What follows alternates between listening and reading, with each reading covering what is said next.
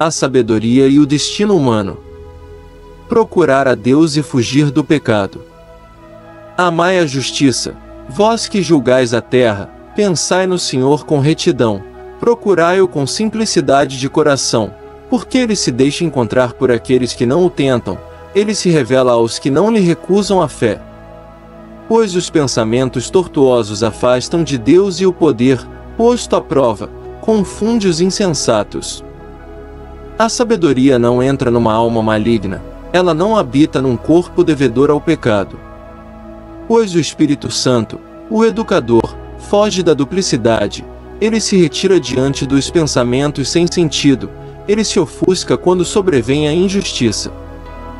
A sabedoria é um espírito amigo dos homens, não deixe impune o blasfemo por seus propósitos, porque Deus é a testemunha de seus rins, perscruta seu coração segundo a verdade e ouve o que diz a sua língua.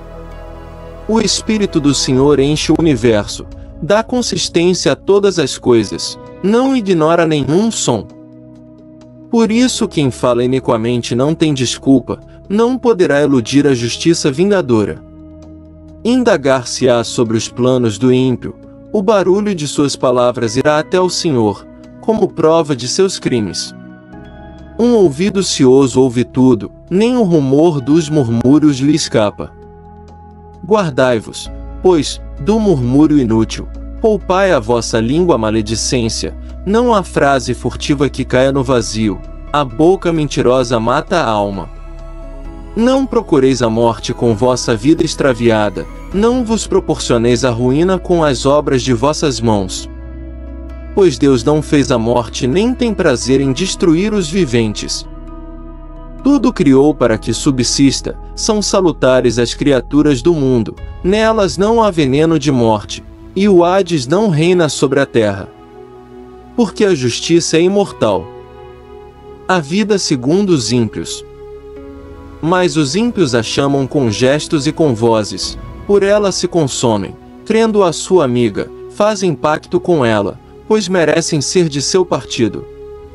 Dizem entre si, em seus falsos raciocínios, breve e triste é nossa vida, o remédio não está no fim do homem, não se conhece quem tenha voltado do Hades. Nós nascemos do acaso e logo passaremos como quem não existiu, fumo é o sopro de nosso nariz, e o pensamento, centelha do coração que bate. Extinta ela, o corpo se tornará cinza e o espírito se dispersará como o ar inconsistente. Com o tempo, nosso nome cairá no esquecimento e ninguém se lembrará de nossas obras, nossa vida passará como uma nuvem, sem traços, se dissipará como a neblina expulsa pelos raios do sol e, por seu calor, abatida. Nossa vida é a passagem de uma sombra, e nosso fim, irreversível, o selo lhe é aposto, não há retorno. Vinde, pois, desfrutar dos bens presentes e gozar das criaturas com ânsia juvenil. Inebriemo-nos com o melhor vinho e com perfumes, não deixemos passar a flor da primavera, coroemo-nos com botões de rosas, antes que feneçam, nenhum prado ficará sem provar da nossa orgia. Deixemos em toda parte sinais de alegria, pois esta é a nossa parte e nossa porção. Oprimamos o justo pobre, não poupemos a viúva nem respeitemos as velhas cães do ancião. Que nossa força seja a lei da justiça, pois o fraco, com certeza, é inútil. Cerquemos o justo, porque nos incomodar e se opõe às nossas ações, nos censura as faltas contra a lei, nos acusa de faltas contra a nossa educação. Declara ter o conhecimento de Deus e se diz filho do Senhor, ele se tornou acusador de nossos pensamentos, basta vê-lo para nos importunarmos, sua vida se distingue da dos demais e seus caminhos são todos diferentes. Ele nos tem em conta de bastardos, de nossas vias se afasta, como se contaminassem. Proclama feliz o destino dos justos e se glória de ter a Deus por Pai. Vejamos se suas palavras são verdadeiras, experimentemos o que será do seu fim. Pois se o justo é filho de Deus, ele o assistirá e o libertará das mãos de seus adversários. Experimentemo-lo pelo ultraje e pela tortura para apreciar a sua serenidade e examinar a sua resignação. Condenemo-lo a uma morte vergonhosa, pois diz que há quem o visite. Erro dos ímpios. Assim raciocinam, mas se enganam porque sua maldade os cega. Eles ignoram os segredos de Deus, não esperam o prêmio pela santidade, não creem na recompensa das vidas puras. Deus criou o homem para a incorruptibilidade e o fez imagem de sua própria natureza. Foi por inveja do diabo que a morte entrou no mundo. Experimentam-na quantos são de seu partido. Comparação entre a sorte dos justos e a dos ímpios. A vida dos justos está nas mãos de Deus, nenhum tormento os atingirá. Aos olhos dos insensatos pareceram morrer, sua partida foi tida como uma desgraça, sua viagem para longe de nós como um aniquilamento, mas eles estão em paz. Aos olhos humanos pareciam cumprir uma pena, mas sua esperança estava cheia de imortalidade, por um pequeno castigo receberão grandes favores. Deus os colocou à prova e os achou dignos de si. Examinou-os como ouro no crisol e aceitou-os como o perfeito holocausto. No tempo de sua visita resplandecerão e correrão como fagulhas no meio da palha. Julgarão as nações, dominarão os povos, e o Senhor reinará sobre eles para sempre. Os que nele confiam compreenderão a verdade, e os que são fiéis permanecerão junto a ele no amor, pois graça e misericórdia são para seus santos, e sua visita é para seus eleitos. Mas os ímpios serão castigados segundo os seus raciocínios, desprezaram o justo e se afastaram do Senhor. Desgraçados os que desprezam a sabedoria e a disciplina, sua esperança é vã, suas fadigas sem proveito, suas obras inúteis, suas mulheres insensatas, seus filhos depravados, sua posteridade maldita. A esterilidade vale mais que uma posteridade ímpia. Feliz a estéril imaculada que desconhece a união pecaminosa, obterá seu fruto na visita das almas. Feliz também o eunuco que não cometeu crimes com suas mãos, não teve maus desejos contra o Senhor, por sua fidelidade receberá uma graça especial e um quinhão apetecível no templo do Senhor. Pois o fruto dos trabalhos honestos é cheio de glória, imperecível é a raiz da inteligência. Os filhos dos adúlteros permanecem imaturos, desaparecerá a posteridade de uma união ilegítima. Ainda que tenham vida longa, ninguém deles fará caso e, no fim, sua velhice será sem honra. Se morrem cedo, não terão esperança nem consolação no dia da sentença. O fim de uma geração perversa é cruel. É melhor possuir a virtude, mesmo sem filhos. A imortalidade se perpétua na sua memória, Deus e os homens a conhecem. Presente, a imitam, ausente, a deploram, na eternidade, triunfa, coroada, vitoriosa, numa luta de límpidos troféus. A posteridade inumerável dos ímpios não prosperará, nascida de ramos bastardos, não se arraigará profundamente nem terá bases firmes. Se por algum tempo reverdecem os seus ramos, sem solidez, será sacudida pelo vento, desenraizada pelo fragor dos furacões. Os ramos, nem bem desenvolvidos, serão quebrados, o fruto será inútil, intragável, de nenhuma serventia. Pois os filhos que nascem de sonos ilegítimos são testemunhas da perversidade de seus pais quando eles forem julgados. A morte prematura do justo. O justo, ainda que morra cedo, terá repouso. Velhice venerável não é a longevidade, nem é medida pelo número de anos. As cães do homem são a inteligência e a velhice, uma vida imaculada. Agradou a Deus, Deus o amou. Vivia entre pecadores, Deus o transferiu. Arrebatou-o para que a malícia não lhe pervertesse o julgamento e a perfídia não lhe seduzisse a alma, pois o fascínio do mal obscurece o bem e a vertigem da paixão perverte um espírito sem maldade. Amadurecido em pouco tempo, atingiu a plenitude de uma vida longa. Sua vida era agradável ao Senhor, Por isso saiu às pressas do meio do mal. As multidões o veem, mas não entendem, nada disso lhes ocorre à mente, que graça e misericórdia são para seus eleitos e sua visita para seus santos. O justo que morre condena os ímpios que vivem, e a juventude em breve consumada, a velhice longa do injusto. Eles veem o fim do sábio sem compreender a vontade de Deus sobre ele porque o pôs em segurança. Viram-no com desprezo, mas o Senhor se rirá deles. Logo se converterão um cadáver desonrado, numa ignomínia entre os mortos para sempre. Ele os jogará a cabeça abaixo, mudos, prostrados, sacudirá seus fundamentos, serão completamente devastados, viverão na aflição, desaparecerá sua memória. Os ímpios comparecem em julgamento. Quando forem prestar contas de seus pecados, virão cheios de terror e seus delitos os acusarão frontalmente. De pé, porém, estará o justo, em segurança, na presença dos que o oprimiram e dos que desprezaram seus sofrimentos. Vendo, serão tomados de terrível pavor, atônitos diante da salvação imprevista, dirão entre si, arrependidos, entre soluços e gemidos de angústia: este é aquele de quem outrora nos ríamos, de quem fizemos alvo de ultraje. Nós insensatos considerávamos a sua vida uma loucura e seu fim infame. Como agora o contam entre os filhos de Deus e partilha a sorte dos santos? Sim, extraviamo-nos do caminho da verdade, a luz da justiça não brilhou para nós não nasceu o sol. Cansamo-nos nas veredas da iniquidade e perdição, percorremos desertos intransitáveis, mas não conhecemos o caminho do Senhor. Que proveito nos trouxe o orgulho? De que nos serviu riqueza e arrogância?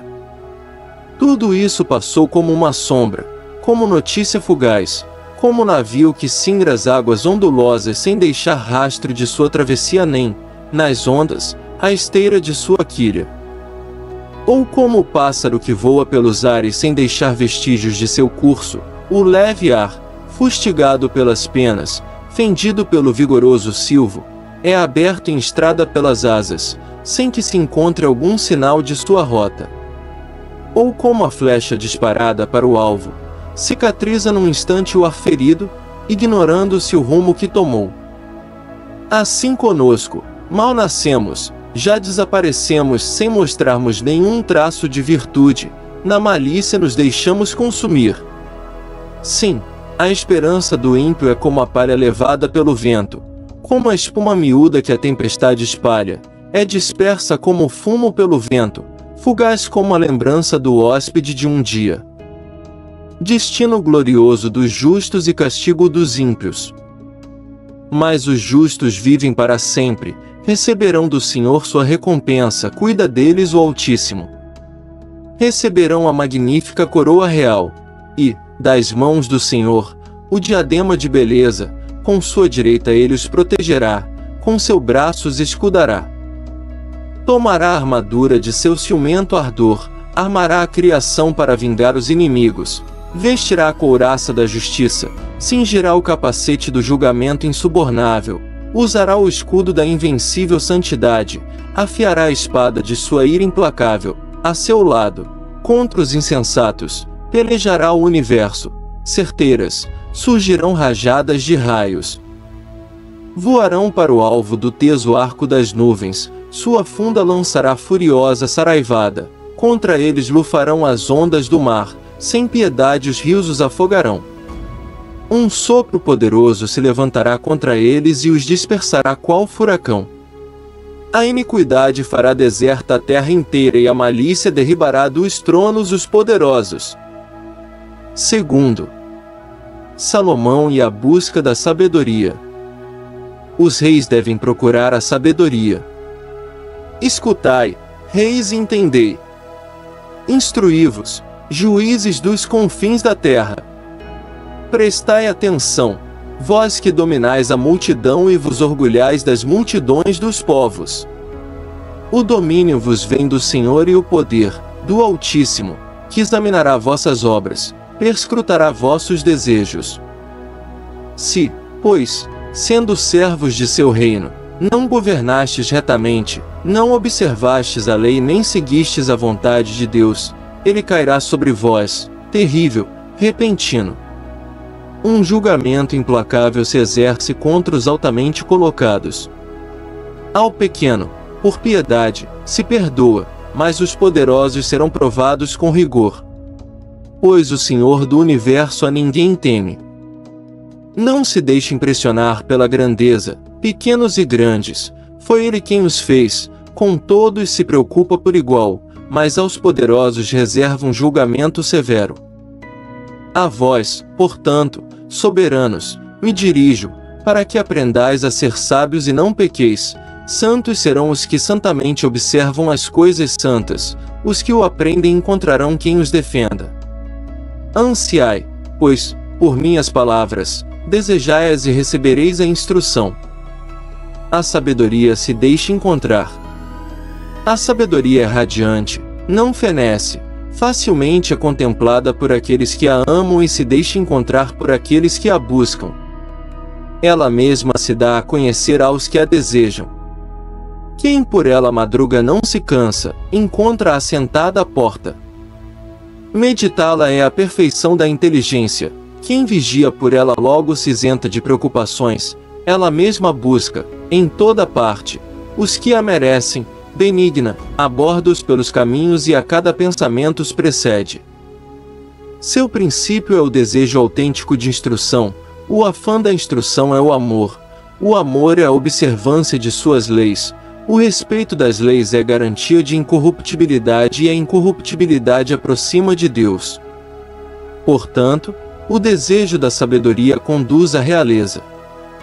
Chefes dos povos, se vos agradam tronos e cetros, honrai a sabedoria e reinareis para sempre. Salomão descreve a sabedoria. Vou dizer-vos o que é a sabedoria e qual a sua origem, não vos esconderei os mistérios, vou me reportar ao começo da criação, dando-a a conhecer claramente, sem me afastar da verdade. Não caminharei junto com a inveja corrosiva que com a sabedoria não comunga. Uma multidão de sábios é a salvação do mundo, um rei sábio, para o povo, é bem-estar. Deixai-vos, pois, instruir por minhas palavras e nelas encontrareis proveito. Salomão era apenas um homem. Também eu sou um homem mortal, igual a todos, filho do primeiro que a terra modelou, feito de carne, no seio de uma mãe, onde, por 10 meses, no sangue me solidifiquei, de viril semente do prazer, companheiro do sono. Ao nascer, também eu respirei o ar comum. E, ao cair na terra que a todos recebe igualmente, estreei minha voz chorando, igual a todos. Criaram-me com mimo, entre coeiros. Nenhum rei começou de outra maneira, idêntica é a entrada de todos na vida, e a saída. Estima de Salomão pela sabedoria. Por isso supliquei, e inteligência me foi dada, invoquei, e o espírito da sabedoria veio a mim. Eu a preferi aos cetros e tronos, julguei, junto dela, a riqueza como um nada. Não a equiparei à pedra mais preciosa, pois todo o ouro, ao seu lado, é um pouco de areia, junto dela prata vale quanto barro.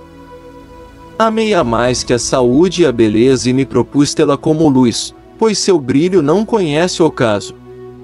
Com ela me vieram todos os bens, de suas mãos, riqueza incalculável.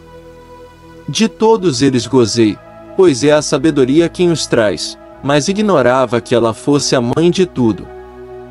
Sem maldade aprendi, sem inveja distribuo, sua riqueza não escondo, é um tesouro inesgotável para os homens, os que a adquirem atraem a amizade de Deus, recomendados pelos dons da instrução. Apelo à inspiração divina. Que Deus me conceda falar com inteligência e um pensar semelhante a este dom, pois ele não só mostra o caminho da sabedoria, mas também dirige os sábios. Nas suas mãos estamos nós, nossas palavras, toda a inteligência e a perícia do agir. Ele me deu um conhecimento infalível dos seres para entender a estrutura do mundo, a atividade dos elementos, o começo, o meio e o fim dos tempos, a alteração dos solstícios, as mudanças de estações, os ciclos do ano, a posição dos astros, a natureza dos animais, a fúria das feras, o poder dos espíritos, os pensamentos dos homens, a variedade das plantas, as virtudes das raízes. Tudo sei, oculto ou manifesto, pois a sabedoria, artífice do mundo, me ensinou. Elogio da sabedoria. Nela há um espírito inteligente, santo, único, múltiplo, sutil, móvel, penetrante, imaculado, lúcido, invulnerável, amigo do bem, agudo, incoercível, benfazejo, amigo dos homens, firme, seguro, sereno, tudo podendo, tudo abrangendo, que penetra todos os espíritos inteligentes, puros, os mais sutis. A sabedoria é mais móvel que qualquer movimento e, por sua pureza, tudo atravessa e penetra. Ela é um eflúvio do poder de Deus, uma emanação puríssima da glória do Onipotente, pelo que nada de impuro nela se introduz. Pois ela é um reflexo da luz eterna, um espelho nítido da atividade de Deus e uma imagem de sua bondade. Sendo uma só, tudo pode, sem nada mudar, tudo renove, entrando nas almas boas de cada geração, prepara os amigos de Deus e os profetas, pois Deus ama só quem habita com a sabedoria. Ela é mais bela que o sol, supera todas as constelações, comparada à luz do dia, sai ganhando, pois a luz cede lugar à noite, ao passo que sobre a sabedoria não prevalece o mal. Alcança com vigor de um extremo ao outro e governa o universo retamente. Oração para obter a sabedoria. Deus dos pais, Senhor de misericórdia, que tudo criaste com tua palavra e com tua sabedoria formaste o homem para dominar as criaturas que fizeste, governar o mundo com justiça e santidade e exercer o julgamento com retidão de vida. Dá-me a sabedoria contigo entronizada e não me excluas do número de teus filhos. Pois sou teu servo, filho de tua serva, homem frágil, de vida efêmera, incapaz de compreender a justiça e as leis. Por mais perfeito que seja alguém entre os filhos dos homens, se lhe falta a sabedoria que vem de ti, de nada valerá. Escolheste-me como rei de teu povo, como juiz de teus filhos e de tuas filhas. Mandaste-me construir um templo em teu santo monte e um altar na cidade onde fixaste a tua tenda, cópia da tenda santa que preparaste desde a origem. Contigo está a sabedoria que conhece tuas obras, estava presente quando fazias o mundo, ela sabe o que é agradável a teus olhos e o que é conforme aos teus mandamentos. Dos céus sagrados, envia-a, manda-a de teu trono de glória para que me assista nos trabalhos, ensinando-me o que te agrada. E ela, que tudo sabe e compreende, prudentemente me guiará em minhas ações e me protegerá com a sua glória. Minhas obras serão assim bem acolhidas, julgarei o teu povo com justiça, serei digno do trono de meu Pai. Pois, que homem conhece o desígnio de Deus? Quem pode conceber a vontade do Senhor? Os pensamentos dos mortais são tímidos e falíveis os nossos raciocínios. Um corpo corruptível pesa sobre a alma e, tenda de argila, oprime a mente pensativa. A custo conjeturamos o terrestre, com trabalho encontramos o que está à mão, mas quem rastreará o que há nos céus? Quem conhecerá tua vontade, se não lhe dás sabedoria enviando dos céus teu Santo Espírito? Somente assim foram retos os caminhos dos terrestres, e os homens aprenderam o que te agrada, e a sabedoria os salvou. Terceiro, a ação da sabedoria na história. De Adão a Moisés. Foi ela que protegeu o primeiro homem, pai do mundo, que fora criado em solidão, levantou-o de sua queda e lhe deu o poder de tudo dominar. Dela se afastou, em sua cólera, um injusto, arruinou-se em sua sanha fratricida. Por sua culpa a terra foi submersa, e outra vez a sabedoria a salvou, pilotando o justo numa frágil embarcação. Quando os povos, concordes na malícia, foram confundidos, ela reconheceu o justo e o guardou imaculado diante de Deus, conservando-o forte, sem abrandar-se diante de seu filho. Na ruína dos ímpios, foi ela que salvou o justo, fugitivo do fogo que descia sobre a Pentápolis. Testemunho daquela maldade, resta ainda um ermo fumegante, árvores frutíferas de frutos malogrados, e memorial à alma incrédula, ergue-se uma coluna de sal. Pois, desprezando a sabedoria, não só se mutilaram ignorando o bem, mas também legaram à história um memorial de sua insensatez, para que suas faltas não sejam ocultas. Mas a sabedoria livrou das provações os seus fiéis. Ela guiou, por caminhos planos, o justo que fugia à ira do irmão. Ela lhe mostrou o reino de Deus e lhe deu a conhecer as coisas santas, deu êxito às suas tarefas e recompensa aos seus trabalhos, assistiu-o contra opressores cobiçosos e o enriqueceu, guardou-o de seus inimigos. Defendeu-o de quantos o assediavam, deu-lhe um prêmio numa áspera batalha, para ensinar-lhe que a piedade é mais forte do que tudo. Não abandonou o justo vendido, mas o preservou do pecado, desceu com ele à cisterna e não o deixou em suas cadeias, até trazer-lhe o cetro real e o poder sobre seus tiranos, desmascarou os que o difamavam e deu-lhe uma glória eterna. O êxodo ao povo santo, raça irrepreensível, libertou-o de uma nação de opressores.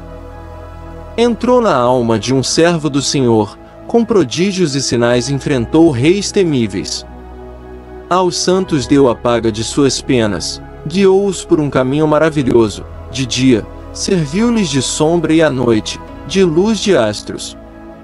Fê-los passar o mar vermelho, conduziu-os por águas caudalosas, ela afogou seus inimigos e os vomitou das profundezas do abismo. Assim os justos despojaram os ímpios e celebraram, Senhor, teu santo nome, unânimes, louvaram teu braço protetor. Porque a sabedoria abriu a boca dos mudos, tornou eloquente a voz dos pequeninos. De êxito coroou as suas obras pelas mãos de um santo profeta. Eles atravessaram um deserto inabitado, armaram suas tendas em lugares inacessíveis, resistiram aos inimigos, rechaçaram os adversários. Primeira antítese: o milagre da água, tiveram sede e te invocaram. Uma rocha áspera lhes deu água, uma pedra dura os desidentou. Aquilo que serviu de castigo aos seus inimigos tornou-se para eles benefício na penúria.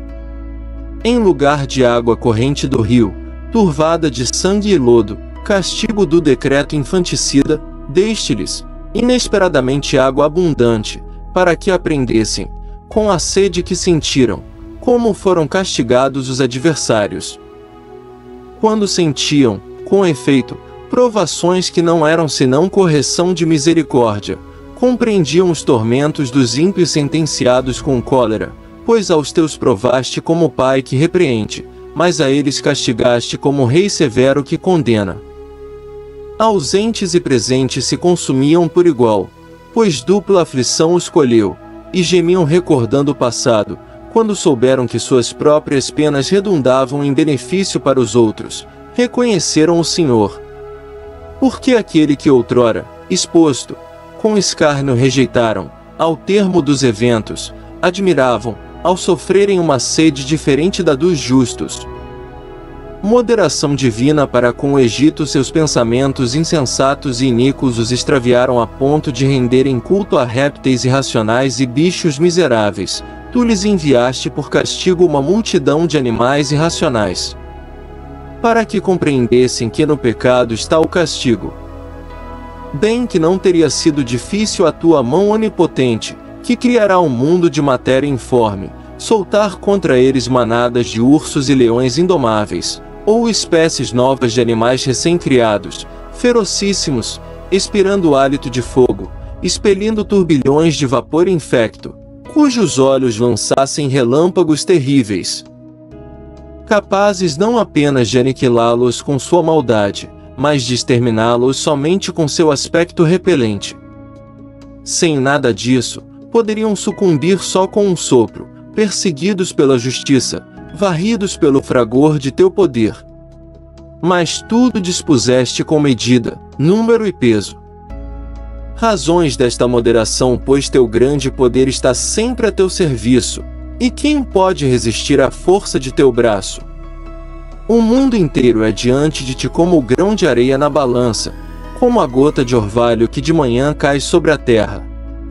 Mas te compadeces de todos, pois tudo podes, fechas os olhos diante dos pecados dos homens, para que se arrependam.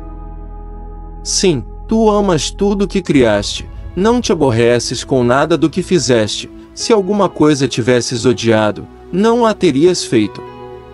E como poderia subsistir alguma coisa, se não a tivesses querido? Como conservaria a sua existência, se não a tivesses chamado? Mas a todos perdoas, porque são teus, Senhor, amigo da vida. Todos levam teu espírito incorruptível. Por isso, pouco a pouco corriges os que caem, e os admoestas, lembrando-lhes as faltas, para que se afastem do mal e creiam em ti, Senhor. Moderação de Deus para com Canaã. Aos antigos habitantes de tua terra santa, tu os aborreceste por causa de suas práticas detestáveis, ritos execráveis, atos de magia, esses cruéis infanticídios, banquetes canibalescos de vísceras e sangue humanos. Esses iniciados membros de confraria e pais assassinos de vidas sem defesa, decidiste eliminá-los pelas mãos de nossos ancestrais. Para que tua terra predileta recebesse uma digna colônia de filhos de Deus. Mas mesmo a eles, homens que eram, tu os trataste com indulgência, mandando-lhes vespas como precursoras do teu exército, para os exterminar pouco a pouco. Bem que podias ter entregue os ímpios às mãos dos justos numa batalha, ou tê-los aniquilado de uma só vez, com animais ferozes ou uma palavra inexorável, mas exercendo teus julgamentos, pouco a pouco, tu lhes davas ocasião de conversão, muito embora não ignorasses que eram de má origem, de malícia congênita, e que sua mentalidade não mudaria jamais. Eram, desde a origem, uma raça maldita. Razões desta moderação. Se lhes anistiaste as faltas, não foi porque tiveras medo de alguém. Pois quem pode dizer-te, que fizeste?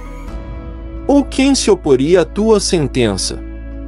Quem te denunciaria por teres feito perecer nações que tu criaste? Ou quem pleitearia contra ti como vingador de homens injustos? Pois não há, fora de ti, Deus que cuide de todos, para que devesses mostrar que teus julgamentos não são injustos. Não há rei nem soberano que possa desafiar-te por tê-los castigado. Justo, governas o universo com justiça e estimas incompatível com o teu poder condenar a quem não merece castigo. Pois a tua força é o princípio da justiça e, por seres o Senhor de todos, a todos perdoas. Demonstras tua força a quem não crê na perfeição de teu poder, e confundes a audácia dos que a reconhecem, mas tu, dominando a força, julgas com moderação e nos governas com muita indulgência. Fazer uso do poder está a teu alcance quando queres. Lições dadas por Deus a Israel. Assim procedendo, ensinaste a teu povo que o justo deve ser amigo dos homens, e a teus filhos deste a esperança de que, após o pecado, dás a conversão. Pois se os inimigos de teus filhos, réus de morte, com tanta atenção e indulgência castigaste, dando-lhes tempo e lugar para se afastarem de sua malícia, com que precaução julgaste os teus filhos, a cujos pais, com juramentos e alianças, tão belas promessas fizeste? Assim, nos instruis quando castigas nossos inimigos com medida para que, ao julgar, nos lembremos da tua bondade, ao sermos julgados, esperemos misericórdia. Ainda os egípcios. Seu castigo progressivo. Eis porque também os que levavam, na injustiça, uma vida insensata, com suas próprias abominações os torturaste, pois se extraviaram tão longe nas veredas do erro, tomando por deuses os mais vis e repugnantes animais, deixando-se enganar como crianças sem juízo. Por isso, como as crianças sem juízo, tu os submeteste a um burlesco julgamento. Mas os que não se deixaram emendar por castigos irrisórios iriam experimentar um julgamento digno de Deus. Ao serem castigados por aqueles mesmos que tomaram por deuses, que os fizeram sofrer e irritar-se, viram claro e reconheceram como Deus verdadeiro aquele que outrora recusaram conhecer. Por isso, sobre eles se abateu a última condenação. O processo da idolatria. Divinização da natureza. Sim, naturalmente vãos foram todos os homens que ignoraram a Deus e que, partindo dos bens visíveis, não foram capazes de conhecer aquele que é, nem, considerando as obras, de reconhecer o artífice. Mas foi o fogo, ou o vento, ou o ar sutil, ou a abóbada estrelada, ou a água impetuosa, ou os luzeiros do céu que eles consideraram como deuses, regentes do mundo. Se, fascinados por sua beleza, os tomaram por deuses, aprendam quanto lhes é superior o Senhor dessas coisas, pois foi a própria fonte da beleza que as criou. E se os assombrou sua força e atividade, calculem quanto mais poderoso é aquele que as fez, pois a grandeza e a beleza das criaturas fazem, por analogia, contemplar seu autor. Estes, contudo, não merecem senão breve repreensão, pois talvez se extraviem buscando a Deus e querendo encontrá-lo. Vivendo no meio de suas obras, exploram-nas, mas sua aparência os subjuga, tanto é belo o que veem. Entretanto, nem estes sequer são perdoáveis, pois se foram capazes de conhecer tanto, a ponto de perscrutar o mundo, como não descobriram antes o seu Senhor? O culto aos ídolos. São os desgraçados, põem sua esperança em seres mortos, estes que chamam deuses a obras de mãos humanas, ouro, prata, lavrados com arte, figuras de animais, ou uma pedra inútil, obra de mão antiga. Eis um carpinteiro, ele serra uma árvore fácil de manejar, raspa-lhe cuidadosamente toda a casca, convenientemente a trabalha e dela faz um utensílio para os usos da vida. Quanto às sobras de seu trabalho, emprega-as no preparo da comida que o sacia. A sobra de tudo que para nada serve, um pau retorcido e nodoso, ele o toma e o esculpe nos momentos de lazer, modela-o com capricho para distrair-se e dá-lhe figura de um homem, ou então torna-o semelhante a um animal desprezível, cobre-o de vermelho, enrubesce-lhe a superfície fazendo desaparecer todas as manchas. Depois faz-lhe um nicho digno dele e o coloca na parede, prendendo-o com um prego. Toma precauções para que não caia, sabendo que ele não pode valer-se a si mesmo, é uma imagem e necessita de ajuda. Entretanto, se quer rezar por seus bens, casamento e filhos, não se envergonha de dirigir sua palavra a este ser sem vida. Para a saúde, ele invoca o que é fraco, para a vida, implora o que é morto, para uma ajuda, solicita o que não tem experiência, para uma viagem, dirige-se a quem não pode dar um passo e, para ter lucro e êxito em seus trabalhos e empresas, pede vigor ao que nenhum vigor tem em suas mãos. Um outro, dispondo-se a navegar e singrar ondas indomáveis, invoca uma madeira mais frágil do que o barco que o transporta. A este, concebeu-o a ânsia do lucro e construiu-o a perícia técnica, mas é a tua providência, ó Pai, que o pilota, pois abriste um caminho até no mar e uma rota segura entre as ondas, mostrando que pode salvar de tudo, de sorte que, mesmo sem experiência, se possa embarcar.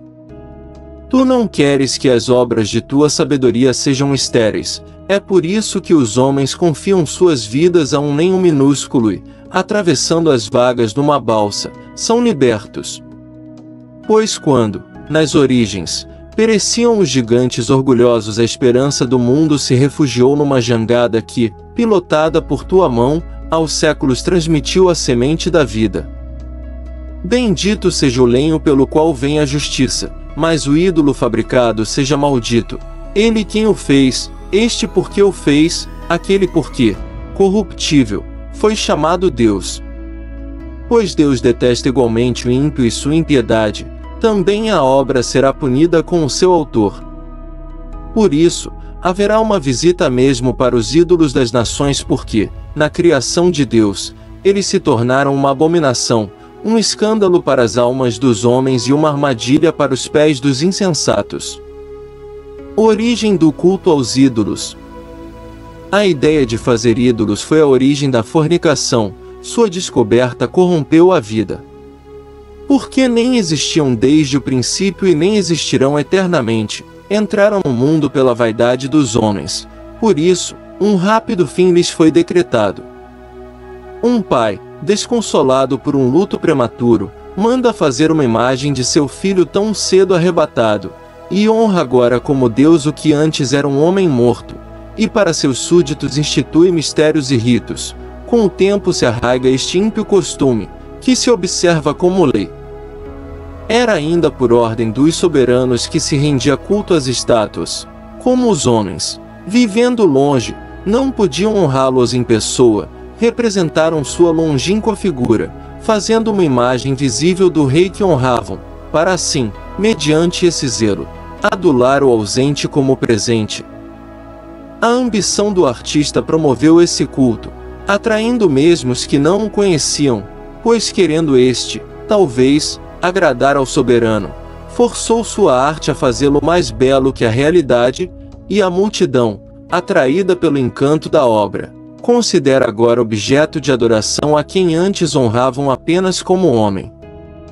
E isso se tornou uma cilada para a vida. Homens, escravos ou da desgraça ou do poder, impuseram um nome incomunicável à pedra e à madeira. Consequências do culto aos ídolos. Não lhes bastou somente errar acerca do conhecimento de Deus, pois vivendo na grande guerra da ignorância, a tais males proclamam paz. Com seus ritos infanticidas, seus mistérios ocultos ou suas frenéticas orgias de estranho ritual, já não conservam pura nem a vida nem o casamento, um elimina o outro insidiosamente ou o aflige pelo adultério. Por toda parte, sem distinção, sangue e crime, roubo e fraude, corrupção, deslealdade, revolta, perjúrio, perseguição dos bons, esquecimento da gratidão, impureza das almas, inversão sexual, desordens no casamento, adultério e despudor. O culto aos ídolos inomináveis é princípio, causa e fim de todo o mal. Com efeito, ou entregam-se a divertimentos até o delírio, ou profetizam a mentira, ou vivem na injustiça, ou perjuram com facilidade. Pois confiando em ídolos sem vida, não esperam nenhum prejuízo de seus falsos juramentos. Por dupla razão, porém, a sentença os atingirá. Pensaram mal de Deus, inclinando-se para os ídolos, e juraram contra a verdade e a justiça, desprezando a santidade. Israel não é idólatra. Mas tu, nosso Deus, és bom e verdadeiro, paciente, governas o universo com misericórdia. Mesmo pecando somos teus, pois acatamos teu poder, mas não pecaremos, sabendo que te pertencemos. Conhecer-te é a justiça perfeita, acatar teu poder é a raiz da imortalidade. Não nos extraviaram as perversas artes, invenções humanas, nem o trabalho estéril dos pintores, figuras besuntadas com manchas policromas, cuja vista desperta a paixão dos insensatos, que se entusiasmam com a forma sem vida de uma imagem morta. Enamorados do mal e dignos de tais esperanças, tanto os autores como os entusiastas e adoradores. Loucura dos fabricantes de ídolos. Eis um oleiro que penosamente amassa uma terra mole e modela cada objeto para nosso uso. Da mesma argila modelou os vasos que servem às ações puras, como também, do mesmo modo, há usos contrários. Qual deva ser o uso de cada um desses? O juiz é o oleiro. E depois, esforço mal empregado. Da mesma argila modela uma divindade vazia, ele que pouco antes nascerá da terra e que em breve voltará à terra donde foi tirado, quando se lhe pedirá conta da vida que lhe foi emprestada. Não o preocupa o fato de que vai se esgotar e que sua vida seja efêmera. Compete com os ourives e os que lavram a prata, plagia os fundidores de cobre, vangloriando-se de fabricar réplicas. Cinzas, o seu coração. Sua esperança, mais vil que a terra. Sua existência, mais desprezível que o barro. Pois desconheceu aquele que o modelou, infundiu-lhe uma alma ativa e inspirou-lhe um sopro vital. Mas ele considerou a nossa vida como um jogo e a existência uma feira de negócios. É preciso ganhar, diz ele, por todos os meios, mesmo maus. Sim, este, mais que todos, sabe que peça, o que fabrica, de matéria terrena, frágeis vasos e estátuas de ídolos. Loucura dos egípcios, sua idolatria universal. Mas muito insensatos e mais infelizes que a alma de uma criança são os inimigos de teu povo, que o oprimiram, pois eles consideraram como deuses todos os ídolos dos pagãos, cujo uso dos olhos não lhe serve para ver, nem o nariz para respirar o ar, nem os ouvidos para ouvir, nem os dedos da mão para palpar, e seus pés são inúteis para caminhar. Pois foi um homem quem os fez, modelou-os um ser de espírito emprestado. Nenhum homem pode plasmar um Deus semelhante a si, mortal, suas mãos ímpias produzem um cadáver. Ele é melhor do que os objetos que adora. Ele pelo menos teve vida, eles jamais. Adoram até os animais mais odiosos que, comparados com os demais, são os mais estúpidos, não têm nenhuma beleza que os faça atraentes, coisa que sucede à vista com outros animais. Eles escaparam ao elogio de Deus e à sua bênção. Segunda antítese, as rãs. Por isso receberam, por semelhantes animais, o castigo merecido, torturados por uma praga de animalejos. Em vez de tal castigo, beneficiaste a teu povo e, para satisfazer-lhe o ardente apetite, proporcionaste-lhe codornizes, alimento extraordinário. Assim, enquanto aqueles, famintos, perdiam o apetite natural pelo desgosto do que lhes for enviado, estes, depois de passar um pouco de necessidade, entre si repartiam um alimento extraordinário. Pois era preciso que sobre aqueles, os opressores, se abatesse uma penúria inevitável. A estes bastava que se lhes mostrasse como eram torturados seus inimigos. Terceira antítese, gafanhotos e serpente de bronze. Mesmo quando lhes sobreveio a terrível fúria das feras e pereciam mordidos por serpentes tortuosas, tua cólera não durou até o fim, para que se advertissem, foram assustados um pouco, mas tinham um sinal de salvação para lhes recordar o mandamento da tua lei. E quem se voltava para ele era salvo, não em virtude do que via, mas graças a ti, o Salvador de todos. Assim convenceste a nossos inimigos de que és tu quem livra de todo o mal, pois eles morreram a picadas de gafanhotos e moscas. Não se achou remédio para a vida deles, porque mereciam semelhante castigo.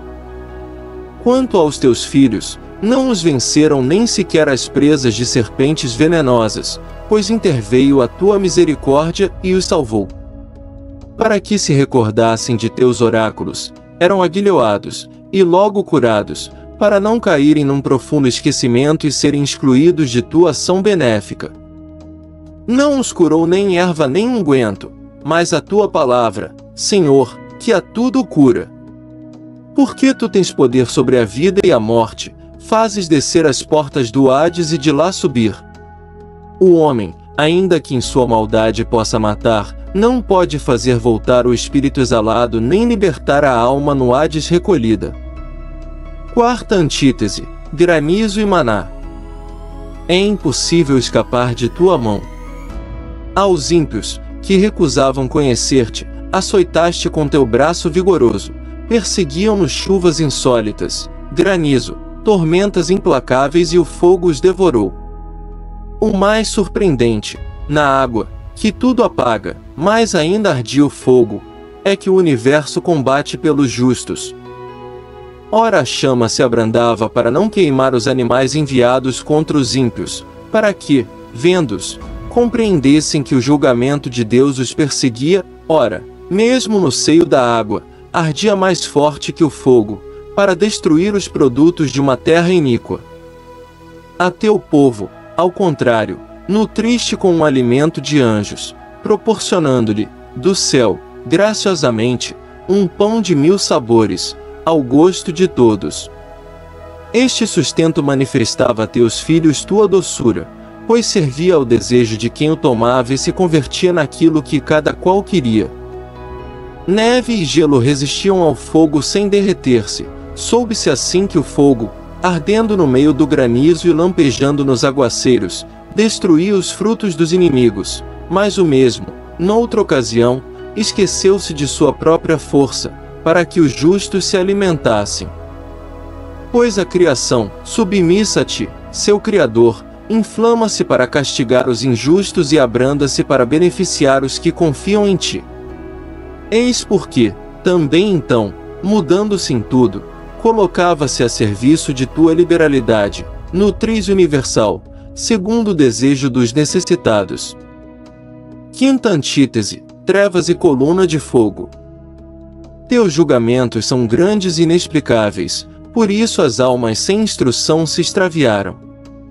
Os ímpios, persuadidos de poderem oprimir uma nação santa, jaziam cativos das trevas, nos entraves de uma longa noite, reclusos sob seus tetos, banidos da eterna providência. Pensavam permanecer ocultos com seus pecados secretos, sob o sombrio véu do esquecimento, foram dispersos, imersos em terrível aturdimento, apavorados por fantasmas. Pois nem o recanto que os abrigava os preservava do medo, ao seu redor retumbavam assustadores ruídos, apareciam-lhes tétricos espectros de lúgubres rostos. Nenhum fogo tinha força sequer para iluminá-los, nem os cintilantes luzeiros dos astros logravam aclarar aquela noite sinistra. Luzia-lhe somente uma massa de fogo, acesa por si mesma, semeando horror, e, quando não viam aquela aparição, terrificados, estimavam ainda pior o que viam. Os artifícios da magia haviam fracassado, seu alarde de ciência foi vergonhosamente confundido, pois os que prometiam expulsar, da alma enferma, terrores e quebrantos caíam vítimas, eles mesmos, de um pânico grotesco. Mesmo que nada de inquietante os amedrontasse, sobressaltavam-se com a passagem de animalejos e sibilos de répteis, sucumbiam tremendo, negando-se a olhar o ar inevitável. Com efeito, a maldade é singularmente covarde e condena-se por seu próprio testemunho, pressionada pela consciência, imagina sempre o pior, porque o medo não é outra coisa senão o desamparo dos auxílios da reflexão. Menos contamos interiormente com eles e mais alarmante parece ser a causa oculta do tormento. Durante aquela noite realmente impotente, saída das profundezas do impotente Hades, entregues todos ao mesmo sono, eles eram ora perseguidos por espectros monstruosos, ora paralisados pelo torpor de sua alma, invadidos por repentino e inesperado temor. Assim, todo aquele que ali caísse, quem quer que fosse, permanecia encarcerado, trancado numa prisão sem trancas, agricultor fosse, ou pastor, ou operário que trabalhasse em solidão, devia sofrer, surpreendido, a sina inelutável, todos acorrentados à mesma cadeia de trevas. O vento que assobiava, o canto melodioso dos pássaros na ramagem frondosa, a cadência de uma água fluindo impetuosa, o surdo fragor de rochas caindo em avalanches, a invisível carreira de animais saltitantes, o rosnar das feras mais selvagens, o eco retumbante das cavernas das montanhas, tudo os estarrecia e enchia de pavor. Pois o mundo inteiro, iluminado por uma luz radiante, se entregava livremente a seus trabalhos, somente sobre ele se estendia uma pesada noite, imagem das trevas que os deviam receber. Mais que as trevas, porém, eram eles cargas para si mesmos. Mas para os teus santos havia plena luz. Os outros, que ouviam suas vozes, mas não viam sua figura, proclamavam-nos felizes por não terem sofrido, rendiam-lhes graças por não lhes terem feito mal, apesar de maltratados, e lhes pediam perdão pela atitude hostil. Em lugar de trevas, deste aos teus uma coluna de fogo para os guiar num caminho desconhecido, qual o sol inofensivo, em sua gloriosa migração. Os outros mereciam ficar sem luz, prisioneiros das trevas, pois haviam mantido presos os teus filhos, que ao mundo iam transmitir a luz incorruptível de tua lei. Sexta antítese, noite trágica e noite de libertação. Quando decidiram matar os filhos dos santos, e tendo sido exposto e salvo um só menino, como castigo, arrebataste seus filhos em massa e os eliminaste, todos juntos, pela violência das águas. Aquela noite fora de antemão anunciada a nossos pais, para que tivessem ânimo, sabendo com certeza em que promessas haviam crido. Teu povo esperava já a salvação dos justos e a ruína dos inimigos, pois enquanto punias os nossos adversários, tu nos cobrias de glória, chamando-nos a ti. Os santos filhos dos bons ofereciam sacrifícios ocultos, e de comum acordo, estabeleceram esta lei divina, que os santos compartilhassem igualmente bens e perigos, e começaram a entoar os hinos dos pais. Ecoavam os gritos discordantes dos inimigos e repercutiam um clamor queixoso, lamentando seus filhos. Igual castigo atingia escravo e senhor, tanto sofria o rei como o plebeu, e todos juntos, sob uma só forma de morte, tinham mortos incontáveis. Os vivos não bastavam para os funerais, num só instante pereceu o melhor de sua raça. Antes, absolutamente incrédulos por causa dos sortilégios, à vista da morte de seus primogênitos confessavam que aquele povo era filho de Deus. Quando um silêncio profundo envolvia todas as coisas e a noite mediava o seu rápido percurso, tua palavra onipotente lançou-se, guerreiro inexorável, do trono real dos céus para o meio de uma terra de extermínio. Trazendo a espada afiada de tua ordem irrevogável, deteve-se e encheu de morte o universo, de um lado tocava o céu, de outro pisava a terra.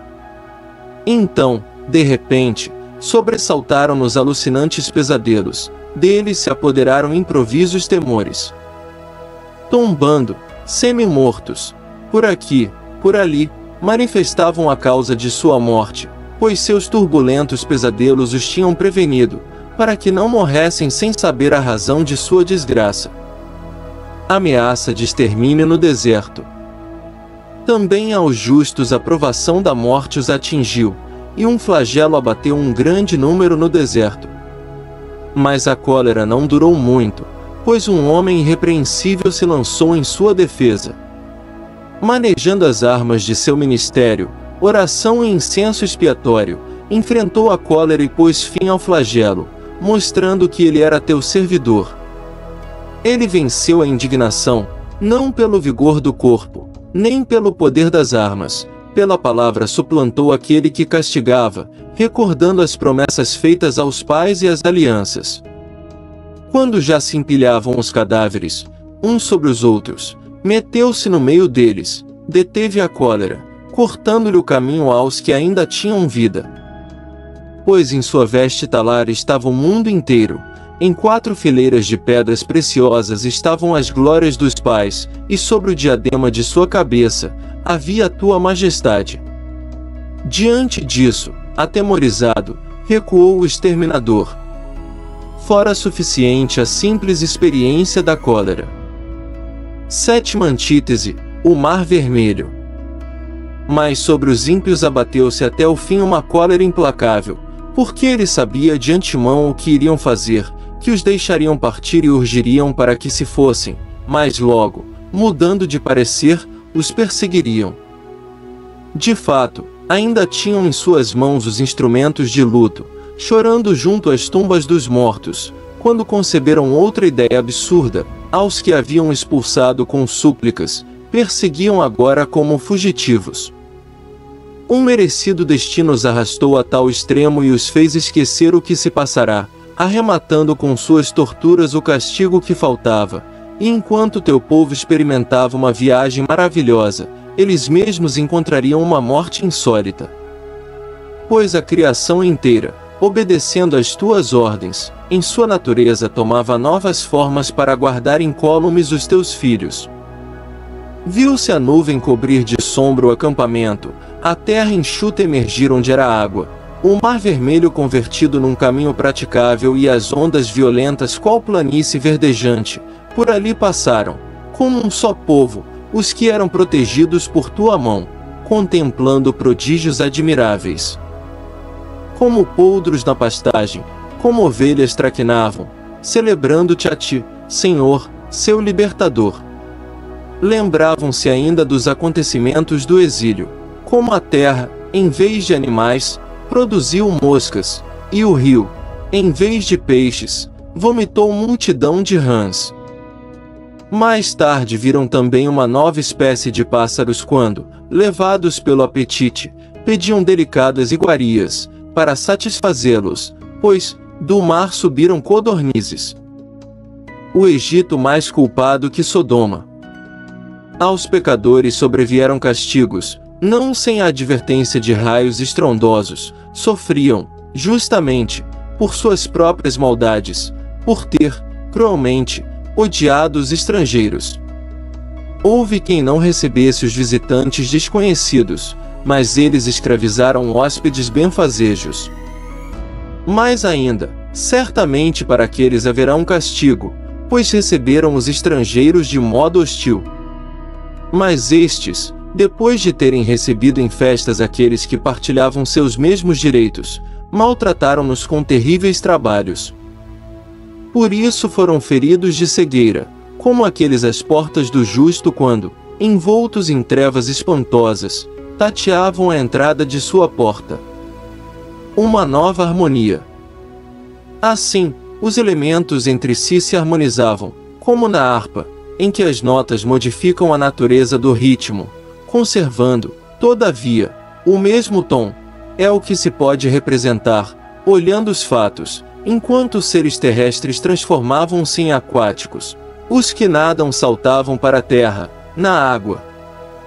O fogo aumentava sua força e a água esquecia seu poder de extinção. As chamas, ao contrário, não abrasavam as carnes dos frágeis animais que ali perambulavam, nem derretiam, cristalino e solúvel, aquela espécie de manjar divino. Conclusão. Senhor, em tudo engrandeceste e glorificaste o teu povo, sem deixar de assisti-lo, em todo o tempo e lugar o socorreste,